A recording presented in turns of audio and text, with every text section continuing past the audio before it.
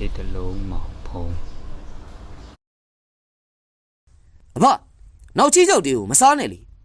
မောင်ဖုံးရဲ့ပါဇက်ဖျားကနေအတန်ထွက်လာခဲ့ပါတယ်အဖကလည်းဘာပြောမှမသိခေါင်းကုန်နေတော့မောင်ဖုံးကလည်းထပြီးတော့ညာဘက်လက်နဲ့အပေါ်ကနေမိုးလိုက်တဲ့အခါမှာအပြင်မှာတော့ချက်ချင်းဆိုသလိုအခြေအနေတွေပြောင်းလဲသွားတယ်လက်ဖက်ရည်တွေကနေဘွားပုတ်ရည်တွေဖြစ်သွားပြီးတော့လက်ဖက်တွေကလည်းသိရွက်ချောက်တွေထညက်ခဲတွေကလည်းနောက်ချီးကြောက်တွေဖြစ်ကိုပြောင်းလဲသွားတာကပီယာကြီးကလည်းတိတ်ကိုအံ့ဩမင်းသက်သွားတာပေါ့အိမ်နောက်ဘက်ထဲကနေတဟားဟားနဲ့ရည်တန်တွေလည်းထွက်ပေါ်လာခဲ့တာပြီးတော့လေအဖကတော့ဟာကိုလူမို့ခမဘယ်တော့လဲဗျအဲ့ဒီလိုပြောလိုက်တော့လေဟိုလူကလေဟေးမင်းထမင်းဝအောင်စားထားဖို့ကွာငါပြန်လာပြီကွာငါအရင်ကလို့မှုတ်တော့ခုချိန်မှာငါကြိုက်တဲ့မိန်းမကိုယူလို့ရတယ်ငါဖြစ်ချင်တာကိုလုပ်နိုင်တယ်ကွာမင်းကိုလည်းအသာလေးနဲ့တတ်ပြစ်နိုင်တယ်နောက်ပြီးတော့ဟိုကလေးကဘဒူလုံးကွာကပီယာကြီးကလည်းစကားပြန်မပြောဘဲနဲ့မောင်ဖုံးကိုတော့လာတော့ပြန်ကြမယ်ပြောဆိုဆိုနဲ့အဘနဲ့အတူတူမောင်ဖုံးလေးပါမတ်တက်ထက်ရက်လိုက်ပါလေမင်းတော့သတိထားနေဆိုတဲ့စကားကိုပဲအကျဉ်းချင်းကိုလာမိုးဆိုတဲ့လူကြီးကတော့ရည်ကျဲချင်းနဲ့ပြောနေခဲ့တာဒါပေမဲ့အဘကတော့ခတ်တုတ်တုတ်အပြေးလျှောက်ပြီးတော့ရွာကိုမောင်ဖုံးရဲ့လက်ကိုဆွဲပြီးပြန်လာခဲ့လိုက်တယ်ရွာကိုရောက်တော့လေအဘခုနလူကြီးကိုတိလို့လားဗျဒါကတော့သူ့ကိုတိတ်သဘောတဘာဝမကြသလိုပဲနောက်ပြီးတော့သူ့ခြံဝိုင်းထဲကနေမိโก้တွေထွက်နေတာတေချာမြင်လိုက်တယ်နော်အဘအေး तू ကအရင်ကငါရဲ့တငယ်ချင်းဟောင်းမယ်အဘတငယ်ချင်းလို့သာပြောတယ်အဘပဲအခုအသက်က56နှစ်ထဲရောက်နေ तू ကအသက်30ရွယ်လောက်ပဲရှိအောင်မယ်နော်အေးအဘပြောပြမယ် तू နဲ့ဘာအရင်တော့မဲခင်ဆိုတဲ့မိန်းကလေးတယောက်ကိုပူပန်ခဲ့ကြတာအဲ့ဒီကနေအရင်ဆုံးအချစ်ဆုံးတငယ်ချင်းဖြစ်ကနေမျက်နှာချင်းမဆိုင်နဲ့အောင်ဖြစ်သွားခဲ့တာပဲနောက်ပြီးတော့မဲခင်ကအဘကိုပူပြီးမျက်နှာသာပြီးတော့လေ तू ကမနာလို့ဥတူဖြစ်ရတာပေါ့တလားလောက်ကြတော့မဲခင်နဲ့အဘသမီးကြီးသားတွေဖြစ်ကြပြီးတော့အရင်ချစ်ခဲ့ကြတယ်ဒါကို तू ကလက်မလျှော့မကျင်းနှစ်ဖက်နဲ့အညိုးတွေပွားနေလိုက်တာတနေ့အဘနဲ့မဲခင်တို့မင်္ဂလာဆောင်မှုအတွက်နှစ်ဖက်မိဘတွေဆွေးနွေးတိုင်ပင်ကြပြီးတော့မင်္ဂလာရက်တောင်တတ်မှတ်ပြီးနေပြီအဲ့ဒါကြောင့်အဘတို့နှစ်ယောက်ကလည်းပျော်လိုက်ကြတာလွန်ရောပေါ့ဒါပေမဲ့အပျော်တွေကလည်းတိတ်ကြကြမခံလိုက်ပါဘူး तू ကအောက်လန်းဆရာတယောက်နဲ့ပေါင်းပြီးတော့ပထမဦးဆုံးအဘရဲ့အဖေနဲ့မေကိုပညာနဲ့ပြုစားတယ်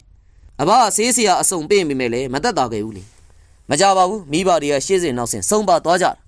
ာပြီးတော့မဲခင်ရဲ့အဖေမေကိုဓမြရောင်ဆောင်ပြီးတော့တတ်လိုက်တဲ့အပြင်မဲခင်ကိုလည်းဖမ်းခေါ်ဖို့လုပ်နေတဲ့အချိန်အဘအချိန်မီဝင်သွားပြီမဲ့လို့သူတို့ကအများနဲ့တယောက်ဆိုတော့လေအဘလည်းမနိုင်ခဲ့ဘူးဒါနဲ့ပဲရွာတွေကိုអော်လိုက်တော့မှရွာသားတွေဝိုင်းဖမ်းတာအချိန်ကြီးမဟန်မှန်းသိတဲ့လှမိုးကတော့မဲခင်ကိုဓာတ်နဲ့ထိုးပြီးတော့ပါဇက်ကနေလဲငါမရတဲ့ပစ္စည်းဘယ်သူမှမရစီအောင်ကွာလို့អော်ခဲ့တာပေါ့သူ့ဆရာနဲ့အတူတူသူ့ကိုဖမ်းသွားလိုက်တာထောင်ထဲမှာသူ့ဆရာဆုံးသွားတာတော့ကြားလိုက်ရသေးတယ်ကွသူကတော့သူ့ဆရာထားခဲ့တဲ့အောက်လန်းပညာတွေထက်ဆင့်အဆင့်တွေတက်နေခဲ့တာဖြစ်မှာပဲဟုတ်နိုင်တယ်ဗျသူ့ရဲ့ခန္ဓာကိုယ်ပေါ်မှာတာအခိုးငွေတွေအပြည့်ခေါင်းမှာလည်းထမိန်ထက်ဆင်စောက်ကိုပေါင်းထားတာပါတာမြင်လိုက်ဟေးဟုတ်လားအဘတော့မတွေ့မိဘူးနော်အဘလည်းသတိဝိရိယနဲ့နေနော်ဒါနဲ့အဘတို့ကိစ္စဆက်ပြောပါအောင်ဗျာသားကိုအေးအဘလည်းအဲ့ဒီချိန်ကစပြီးတော့ခုချိန်ထိလည်းမိဘတွေမရှိအိမ်ချမ်းမြေတွေလဲတွေနွားတွေမှာမကြမ်းအကုန်ရောင်းပြီးတော့လဲဘုံကြီးကျောင်းဆောက်လို့လှူဒန်းခဲ့တာကွာပြီးတော့မကြပါဘူးတီလာတမာလီနဲ့ပြည့်စုံတဲ့ဆရာတော်ကြီးတစ်ပါးကြွလာခဲ့ပြီးတော့အလူရှင်တွေကလည်းအเจ้าရဲ့လိုအပ်ချက်တွေကိုတစ်ဖက်တစ်လမ်းအနေပါရမီဖြည့်လာလိုက်တာတော်တော်များများလည်းနေရာလက်မကြံပြည့်စုံလာခဲ့အလူတန်းတွေလောက်ကြပြီးတော့ရှင်ပြုအလူတွေပါပါတာပေါ့နောက်တော့ကိုရင်မထွက်တော့ပဲသာသနာဘောင်ထဲကနေပဲကိုရင်ဘဝနဲ့ဦးစင်းအဖြစ်ကနေနေเจ้าနေမှာကြောင်းသွားထိုင်ရမယ့်အခြေအနေကြောင့်ရောက်ကုန်ကြပြီအဘကတော့ဘုန်းကြီးเจ้าပေးမြေကွက်ထဲမှာတဲလေးထိုးပြီးတော့ဘုန်းကြီးရဲ့ဝေယဝိဆာတွေကိုဝိုင်းကူလုပ်တဲ့ကပ္ပိယအမိခံခဲ့တာပေါ့မောင်ဖုံးလေးကတော့အဘရဲ့ဘဝကိုတနာလဲတနာအလူတန်းရဲ့ရောတာကိုအတိမတ်ပြုတဲ့အနေနဲ့ဝမ်းသာပီးတိမျက်ရည်တွေပါကျလာပါတယ်ဘုန်းကြီးเจ้าတွင်မနက်ခင်းတုံးခေါက်တန်နဲ့အတူတူစုယုံနဲ့ကိုတောင်ဝင်ကိုရင်နေဦးစင်းတွေလှုပ်ရှုပ်နေခဲ့ကြပါတယ်မောင်ဖုံးရင်လာတော့ကြမယ်နောက်ကြနေပြီဟုတ်ကဲ့လာပါပြီကိုရင်ကလေမနက်ခင်းမောင်ပြထဲမှာမှန်အိမ်တစ်ခုကိုအဖော်ပြုမောင်ဖုံးနဲ့ကိုရင်နှစ်ယောက်သာစွန့်ကြံယူဖို့အတွက်ထွက်လာခဲ့ပါတယ်ကိုရင်ဒီလမ်းဘယ်ကိုသွားတယ်လမ်းတော့မြမှောင်မဲနေတာပဲအရှိမလဲဂရင်းရိုးတွေနေပါလားဒီလိုကွာအရင်တော့ကိုရင်ဇနကဟိုးဘက်ဝေးတဲ့လမ်းကနေကြာကန်ရွာကိုသွားနေကြအခုတော့လေငါတို့ကနောက်ကျသွားလို့အမြန်ရအောင်လို့ဖြက်လန်းသွားရမှာလေဘာလဲကွာမင်းကကြောက်လို့လားမဟုတ်ပါဘူးကျွန်တော်ကဘာမှမကြောက်တတ်တာငယ်ငယ်လေးကလေးရဗျလမ်းများမှားနေသလားလို့မေးကြည့်တာပါအေးပါမင်းမကြောက်ရင်လည်းပြီးတာပဲလာခက်တုတ်တုတ်လေးသွားကြမယ်မောင်ဖုံးကအသက်ငယ်သေးတဲ့အတွက်လေကိုရင်ကြီးကိုလိုက်မမိခဲ့ပါဘူးစောင့်မအောင်ကိုရင်ကလေမောင်ဖုံးကလှမ်းပြောနေစဉ်မှာရှေ့ရသွားတဲ့ကိုရင်စီကနေအမလေးပြဆိုတဲ့အတန်ကြီးကလည်းထွက်ပေါ်လာခဲ့ပါတယ်ဒါနဲ့ပဲရှေ့ကိုလှမ်းကြည့်လိုက်တဲ့ချိန်ထမ်းပင်နှစ်ပင်စာလောက်ရှိတဲ့တကူလုံးအမွှေးမြင့်နေရှေ့ကျနေတဲ့တပတ်ကြီးတစ်ကောင်တွေ့လိုက်ကိုရင်ကလည်းအဲ့ဒီနေရာမှာတင်သတိလစ်သွားခဲ့တယ်လေထိုအခါမှာတော့မောင်ဖုံးကလည်းဩဇာညောင်းတဲ့အတန်နဲ့ကြည်လင်ပြတ်သွားစာနဲ့အရှိအကောင်ကြီးလမ်းပေါ်ကနေဖဲလိုက်စမ်းငါတို့သွားစရာရှိလို့နောက်ကျနေတာတကြောင် ဖဲ့စမ်းပါဘာလဲဟာနိုးနဲ့တောင်မစင်သေးတဲ့ကလေးတစ်ယောက်ကငါ့ကိုအမိန့်လာပြီးနေအော်